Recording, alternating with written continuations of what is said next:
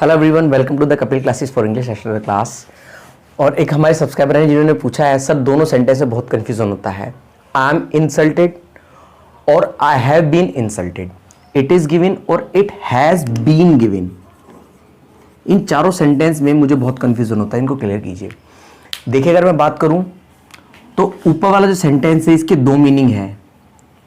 इसका एक मीनिंग है कि मेरी इंसल्ट होती है और इसका दूसरा मीनिंग है मेरी इंसल्ट हुई। और नीचे वाले का जो है इसका केवल एक ही मीनिंग है, मेरी इंसल्ट हुई। इट इज गिवन, ये दिया, इसका मीनिंग ये दिया जाता है, it is given to every students. जैसे इसका एक एग्जांपल है, it is given to every student, यानी कि हर स्टूडेंट को ये दिया जाता है। It has been given, it means हर स्टूडेंट को ये दिया गया। Given to every student. अब देखिए, ऊपर वाले सेंटेंस की अगर मैं बात करूं तो ये आप according to situation, according to sense इसका मीनिंग निकाल सकते हैं। अगर आप ऊपर वाले सेंटेंस को ये बोल रहे हैं ना, आई एम इंसल्टेड, तो इसके दोनों मतलब हैं। सपोज आप क्लास के बाहर आए तो आप बोल सकते हैं आई एम इंसल्टेड टुडे।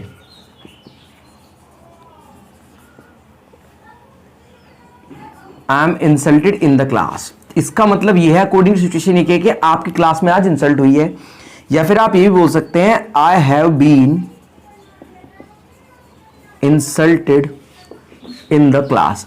दोनों का मीनिंग यहां पर सेम है, लेकिन अगर आप ऐसा बोलते हैं I am insulted in the class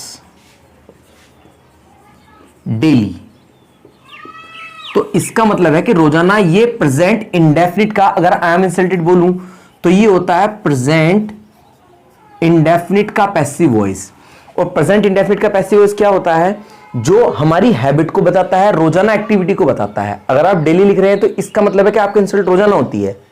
लेकिन अकॉर्डिंग टू सेंस, अगर आपकी इंसल्ट हुई, आप क्लास से बाहर आए, तो हम बोल सकते हैं टुडे आई एम इंसल्टेड या I have been insulted in the class.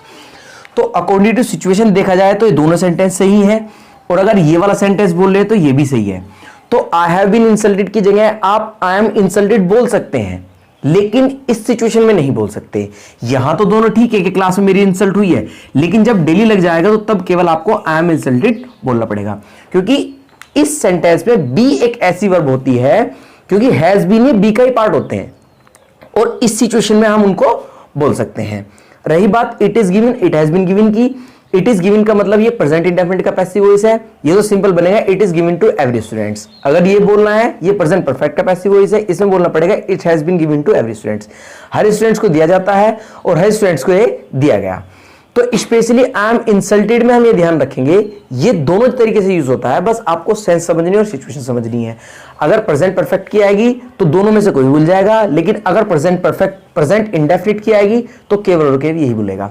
इसमें बहुत सारे कंफ्यूजन होते हैं। जैसे कि इससे पहले भी मैंने आपके लिए वीडियो बनाई थी, उसमें मैंने बोला था आई एम सिलेक्टेड और आई हैव बीन सिलेक्टेड बिल्कुल करेक्ट सेंटेंस है।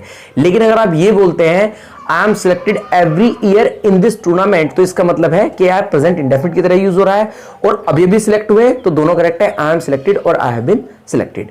ये सिचुएशन है। तो बस आपको ये थोड़ा सा डीप में समझना है। बाकी पैसिव क्लास मैंने आपको बताया था, जल्दी शुरू करने वाला हूं। और कोई क्वेश्चन क्वेरी हो kindly right in the comment box and keep writing if you have any query. Kindly stay safe and stay home. और ऑनलाइन क्लास हमने शुरू कर दी। अगर आप हमारी ऑनलाइन क्लास लेना चाहते हैं तो कॉल कीजिए इस नंबर पर, और kindly subscribe the channel, like and share also. Thank you very much, God bless you, take care and bye bye.